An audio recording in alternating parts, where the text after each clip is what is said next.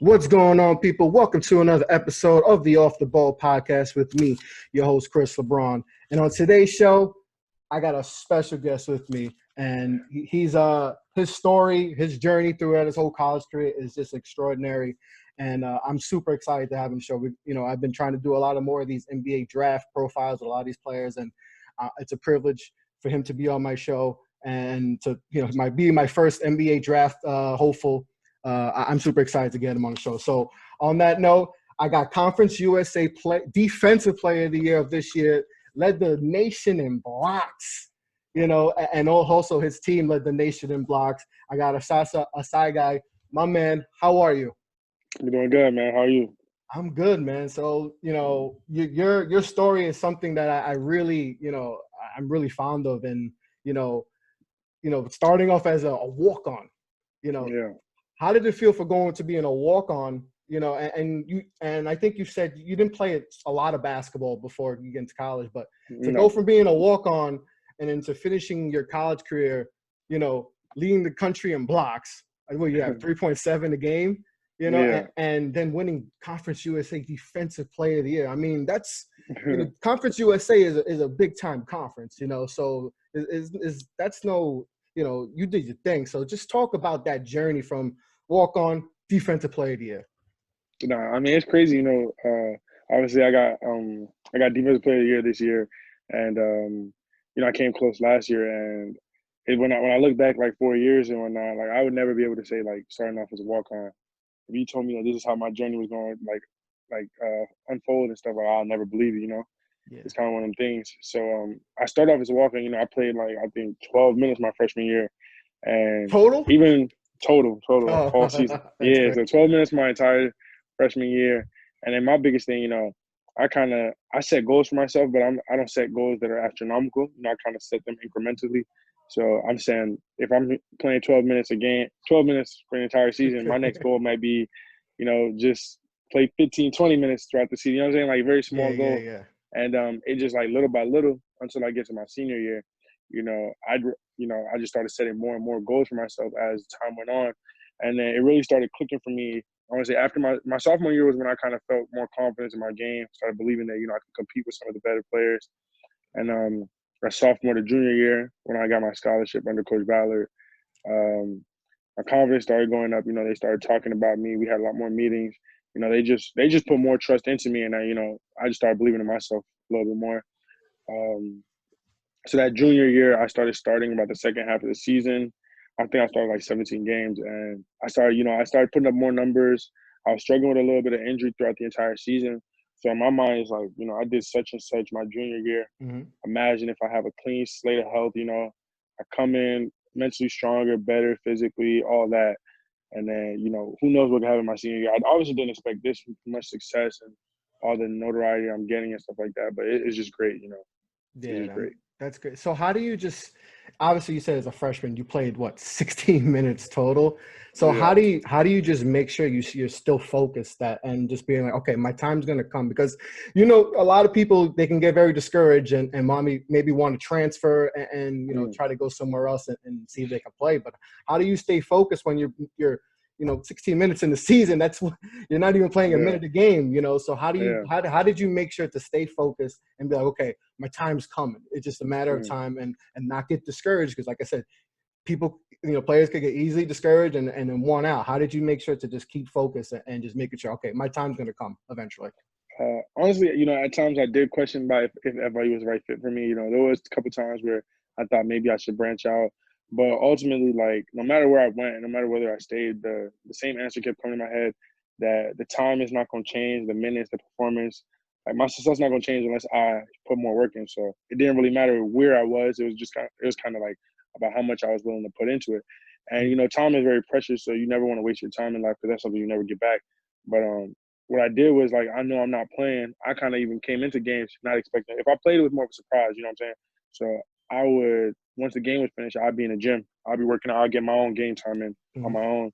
I'd watch my own film, and I'd work out or practice 10 times harder to simulate if I was in the game. You know what I'm saying? I didn't want to cut no corners or take it easy on the guys who were playing, nothing like that. So I kind of just wanted to make up for lost time and, use each each day is an opportunity to just get better, as if I was playing the games. Yeah. I mean, like I said, man, I mean, that's crazy that, you were able to stay focused, playing limited minutes, very limited minutes, and then Yeah, keep grinding. And that's very definitely. impressive. So obviously you led the country in blocks. Was there someone that you looked at, whether in the college game or in the pros, that you try to emulate and watch their style, especially Mm, defensively, shot by? Because like I said, lead, not only did you lead the team, the country block, your team. So that kind of yeah. how did that, as far as the team bases and trying to, like, you guys are blocking everything. So just Yeah. who did you try to base your game defense, especially defensively, after, and how did you get the whole team to buy into that? I mean, honestly, I don't want to say there was anybody I looked at and said, I want to block shots like him, because it really wasn't. It was, I watched a lot of I like a lot of DeAndre Jordan stuff. I don't see myself as a DeAndre Jordan type player, Mhm. but I like him as a player. I like his like aggression and his dominant presence, like through lobs and stuff like that. Yeah. So and how he blocks shots. So maybe DeAndre Jordan, maybe Clint Capella, and even players like Giannis, just their energy and like passion that they Yeah. put into the game. I Yeah. think that's where the blocking is really my thing. It's about like the passion and the kind of energy it brings around, and like that type of energy is it's contagious. When you have Yeah. a block that's crazy and then the fans going wild, it's just contagious. So I think I want to say like me blocking shots and the other bigs blocking shots is kind of contagious to the whole team. So I make a good block. Now next guy wants to come down and make a great play on defense, and Mhm. our coaches are always going to applaud you for great defense. Yeah. That's always been a point of emphasis for them. So if you come down and block a shot, they're gonna make sure to pick you up, talk to you, and make sure that we know we appreciate what you just did. So I want to say it was kind of contagious throughout the whole team, Yeah. energy and passion. Yeah, for sure. Especially you make a nice block. I think, Mm. just playing basketball myself, someone makes a nice block, that gets you amped to play, even Nah, better definitely. defense and make sure they don't get nothing. So Exactly. you set the tone there with your shot block, and then obviously it showed with the rest of the team, because you guys led the country in blocks, and you guys had a block party, Thank it you. seems like every game. So, that was impressive. Thank So you. just talk, you said, like I said, we talked earlier before, you were a walk-on. And how did that feel when you got that scholarship? How did they approach you, to tell you that you were going to receive a scholarship? I mean, honestly, it was one of the things in my head. I kind of told myself how I'd feel if it was to happen. I kind of like was trying to make mental pictures or depict the scenario, and then it was nothing like I expected. You know what I'm saying? I walked into the office. I want to say like on a Thursday or something, and I left in the room, and in my head it was like I'm still not getting the scholarship. They still kind of giving me the runaround. One of our assistant coaches, Coach Joey Rodriguez, he's actually a Knicks fan as well. He ran out. He stopped me, and he was he was pretty much just trying to keep my head level, and not just to focus and understand that it's gonna come. I just gotta be patient. That there's a process to this type of thing, and that kind of gave me the reassurance that I needed at the time. And the next day, literally right before practice, Coach started his little spiel and team speech, and then he kind of just subtly subtle. He was very subtle about it, but he just let me know that I'm going to be getting scholarship. And it was just crazy, a whole bunch of emotions running through my head. But I had to focus on practice, so Yeah, no, I started thinking about it later after the fact. yeah. I It was mean, great.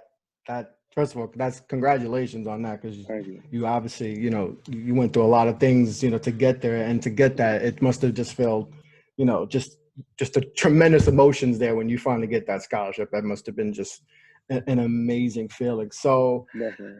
obviously this season is, with the NBA and college also, everything came to a halt once the coronavirus,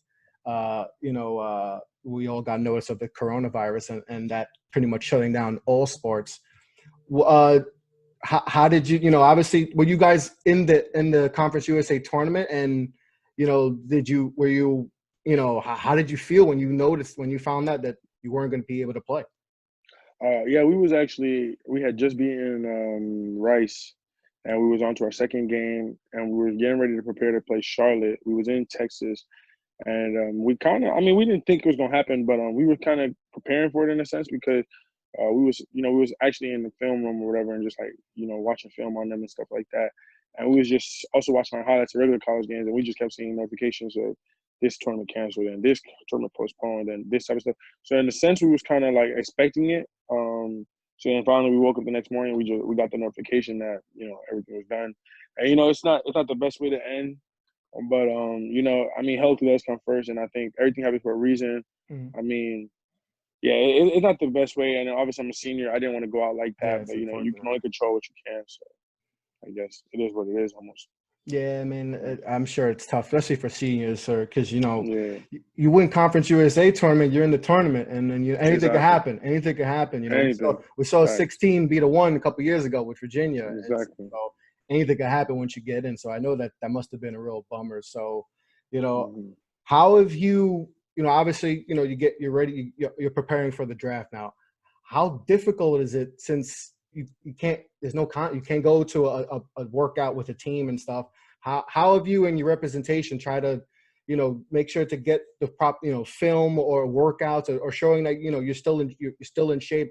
How have you been able to do all that with the limited limited access to team facilities and stuff? I mean, yeah, it's been tough. Luckily, I mean, because like the way it's 21st century, a lot of things are social media and just the way kind of things are done nowadays, where a lot of stuff is on the internet. He started a YouTube channel for me where you can see a lot of stuff that I've done, and then he's talking to people and trying to get me in the right people's mouths and conversations and ears and stuff. But other than that, I'm just working on my game. Like I said, I kind of like when I was everything was in the air with FIU. No matter what the outcome is or wherever I go or whatever happens, at the end of the day, it's gonna come down to how much work I put in. So all I'm trying to do is control what I can at the moment, and that's just getting better and getting in better shape. And I've been doing all those things to the best of my ability so far, and trying to be healthy as well. And I just want to continue doing that. So that's all we can do at the moment, and we'll see what happens next. Yeah, of course. Have teams contacted you? He's talked to me about 2 teams.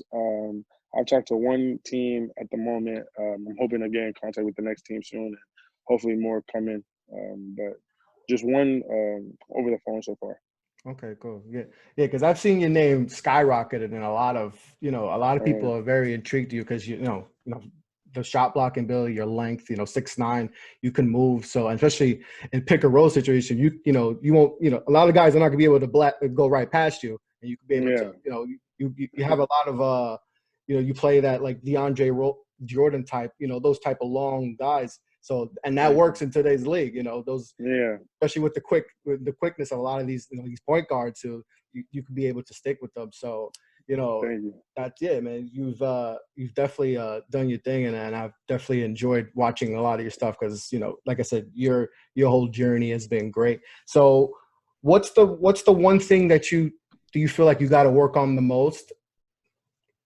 There's a lot, but right now I'm kind of working on my 3-point shooting just to be a little bit more versatile because I'm not the tallest guy in the world, so I'm not gonna grow 6 inches overnight. Yeah. So I'm just trying to be a little bit more versatile and just kind of have more to me and just be a little bit more skilled. And I'm working on a lot of things honestly at the moment, but 3-pointing and shooting is something that I'm trying to own in on. Yeah, especially in today's in today's game, in today's league, gotta be able to. It's got to be you got to be able to stretch the floor a little bit. Yeah. So, did you watch The Last Dance at all? How did you feel about that documentary? Unfortunately, you can't ask me too much about that. I have not caught up completely. Oh, okay. Yeah. I've watched I think the first 3. It's crazy. I'm a big fan of MJ. I'm a LeBron fan though, personally. That's all right. But my last name's LeBron, so I seen that. I thought it was because you was a LeBron fan. No, and I got it tatted on my arm too, so everyone would assume that I'm a LeBron James. But the way my name's spelled, it's a lowercase b. Oh, okay. LeBron spells his name with a capital B. Capital. So I always tell people. I actually just noticed that. I just noticed that. Yeah, so I that's get crazy. that, and I named my son Jordan. So that's dope. That's dope. His name he got a lot to live up to. Yeah, he's got a lot of pressure, man. I feel that, but yeah, man. You're gonna enjoy the oh yeah. So I just gotta catch up with that. But I've watched a little bit I've heard about the Scottie Pippen stuff and the Dennis Rodman stuff. There's crazy stuff going on, but I definitely got to catch up with that, though. Yeah, for sure. So, who's some of the players that you like watching in the NBA?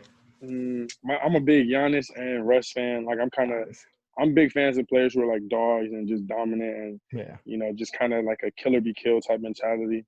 And those two, for me, portray that the most clearly in the league. So I've always been a Russ fan from his OKC days, and Giannis, because he got Nigerian roots, so it's kind of like the motherland. Yeah. But yeah, those are my two guys. Those are my two favorite. Maybe and then LeBron. Yeah. Giannis's story is great too because skinny, tall, skinny guy playing in like the second group of Greece, like the second like level, pro level, and I remember I had on Matt Babcock, who's actually his father is in the Bucks organization, and we talked. I had mentioned that, and he just said that they just knew that something about him that he was just going to be great. They didn't know what it was. He obviously he was super raw and stuff, but they just knew, okay, if he's there at 15, we're going to take him because there's something about him and if our organization is, we could develop him to make him into a good player.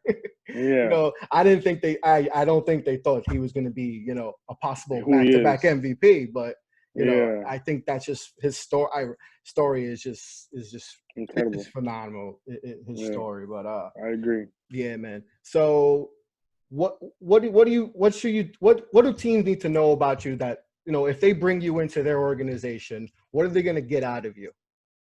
They're going to get somebody who's very receptive to new topics, new terminology, learning. I consider myself somebody who learns very quickly. I'm one of those people who's kind of like good things. I believe good things happen to good people, and I try and be the best version of myself each and every day. I'm one of those people who think how you do anything is how you do everything. So I'm always trying to, build good habits and be a good team player. And, I'm a hard worker. I'm dedicated. I'm very determined. And when I have a goal in mind, I do everything I can, everything in my ability to attain that goal. Awesome. Yeah. Whatever team picks you up, they're definitely going to get someone who's going to be a hard worker. And, I'm going to be rooting for you 100%. So before I let you go, I'm going to give you a couple quick questions, All right. So who's your Mount Rushmore? Who's your guys? In basketball? NBA, yeah. Who's the four best? My four best players. That's a tough question. That's a lot of pressure. Got to put you on. I'm trying to grill you, man. I'm gonna put you on. I'm gonna put you on the hot seat. All right, LeBron. KD. Okay. Don't judge me, but I'm gonna go Giannis. That's my guy. Okay, no. He's got hometown roots. That's your guy. No. Feel me? And last, that's a tough one. I'm gonna go Dame. I'm a Dame. Dame Dollar. That's one of my favorite players, man. I'm a Dame fan. Dame fan for sure. Okay, next. Who's the first person you're looking to block their shot?